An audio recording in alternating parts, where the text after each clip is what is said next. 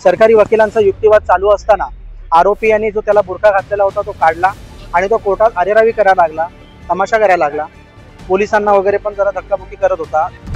आरोपीने गोंधळ नाही घातला, तो त्याची बाजू मांडत होता। त्याचं म्हणणं असं होतं की मी केलंय, मी CCTV मध्ये मी दिसतोय, सगळीकडे मी दिसतोय, गुन्हेगार मी आहे असं चित्र निर्माण झालंय, पण माझ्या भावाला कशाला पकडलं?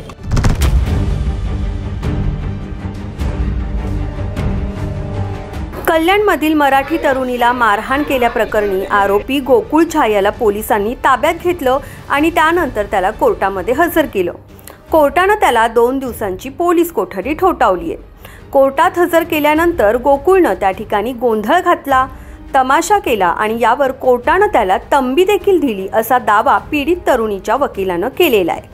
मात्र हा दावा आरोपीच्या वकिलानं म्हणजेच गोकुळ याच्या वकिलानं फेटाळून लावलाय। महत्त्वाचं म्हणजे विनयभंगाच्या मुद्द्यावरून कोर्टामध्ये दावा प्रतिदावा देखील या ठिकाणी झाला। माझं नाव ॲडव्होकेट हरीश हरिदास नायर। मी आज सदर प्रकरणामध्ये जी पीडित आहे, जी मूळ फिर्यादी आहे, हिच्यातर्फे मेहरबान कोर्टात रिमांडकामी हजर झालो। रिमांडकामी हजर झाल्यानंतर सरकारी वकिलांचा युक्तिवाद चालू असताना आरोपी यांनी जो त्याला बुरखा घातलेला होता तो काढला आणि तो कोर्टात अरेरावी करायला लागला, तमाशा करायला लागला, पोलिसांना वगैरे पण जरा धक्काबुक्की करत होता आणि त्यावरती मेहरबान कोर्टाने न्यायाधीशांनी त्याला सरकारी वकिलांचा युक्तिवाद थांबवून त्याला तंबी दिली, त्याला ताकीद दिली की हा तमाशा बंद कर, नाहीतर तुझ्यावरती जो एक तू कोर्टात इंटरफेरन्स करतो योग्य त्या कलमांखाली गुन्हा दाखल होईल। त्याच्यानंतर तो शांत झाला। सदर प्रकरणामध्ये या आरोपी विरुद्ध उल्हासनगर पोलीस स्टेशनमध्ये आर्म्स ॲक्ट, महाराष्ट्र पोलीस कायदा, त्यानंतर कोळशेवाडी पोलीस स्टेशनमध्ये डकैती आणि रॉबरीचा गुन्हा दाखल आहे। त्या प्रकारे मानपाडा पोलीस स्टेशनमध्ये सुद्धा त्याच्यावरती मारामारी आणि गंभीर दुखापतीचे गंभीर गुन्हे दाखल आहेत आणि आत्ताचा जो गुन्हा आहे विनयभंगाचा, हा 4था गुन्हा त्याच्यावरती दाखल आहे। म्हणजे या आरोपीला प्रत्येक वेळी हा आरोपी गुन्हे करतो, याची गुन्हेगारी पार्श्वभूमी आहे, याला कायद्याची कसल्याही प्रकारची भीती राहिलेली नाही हे स्पष्टपणे दिसून येतं। आणि आपण सगळ्यांनी बघितलं असेल की ज्या हिशोबाने CCTV मध्ये त्यांनी त्या मुलीला मारलेलं आहे, त्यांच्या वकिलांनी असा युक्तिवाद केला की त्याचा विनयभंग करण्याचा किंवा तिला मारण्याचा उद्देश नव्हता, सडन असं झालेलं आहे, असं काही झालेलं नाही। ती मुलगी तिकडे काउंटरला बसलेली होती, डॉक्टर जे आहेत संबंधित डॉक्टर, ते डॉक्टर MR सोबत बिझी होते आणि मुलगी मराठीतून त्याला बोलली की असं असं आहे, तुम्ही जरा काही वेळ थांबा। ते सांगितल्यानंतर त्याला त्या गोष्टीचा राग आला, तो त्याला म्हणाला की हिंदीमध्ये बोल, आम्हाला समजत नाही मराठी, आणि त्या याच्यावरून मग त्यांच्यात बाचाबाची झाली आणि त्यांनी त्या मुलीला जबर मारहाण केलेली आहे।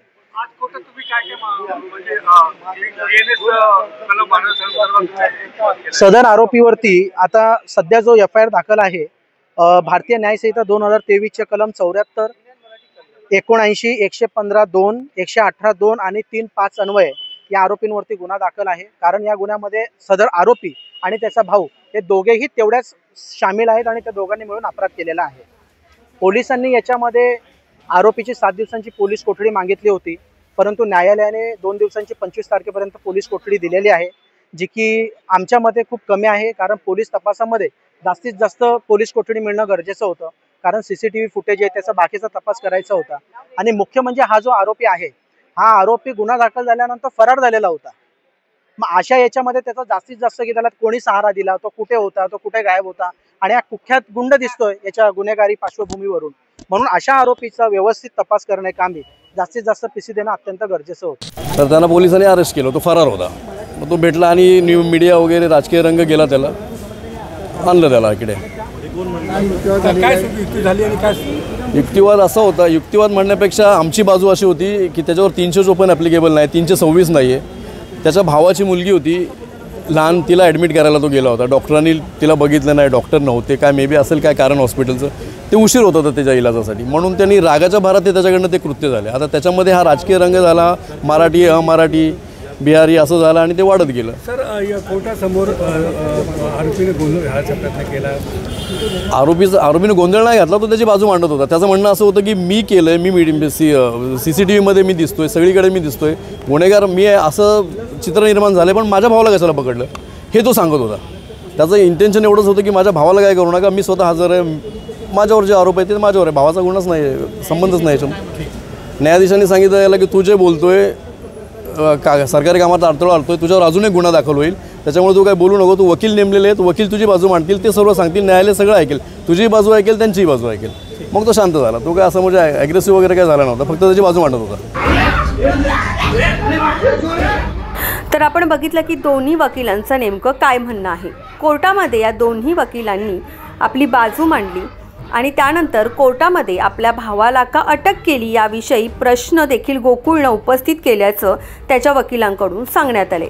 आता त्याला 2 दिवसाची पोलीस कोठडी ठोठावल्यानंतर कोर्ट नेमकं पुढे काय निर्णय घेतं ते देखील पाहणं महत्त्वाचं ठरणार आहे. या व्हिडिओबद्दलच्या तुमच्या प्रतिक्रिया आम्हाला कमेंट बॉक्समध्ये नक्की सांगा. त्याचप्रमाणे कल्याण डोंबिवली व नजीकच्या परिसरातील नवनवीन अपडेट्ससाठी आजच लोकमतच्या कल्याण डोंबिवली पेजला त्याचप्रमाणे लोकमतच्या यूट्यूब चॅनलला सबस्क्राईब करायला विसरू नका.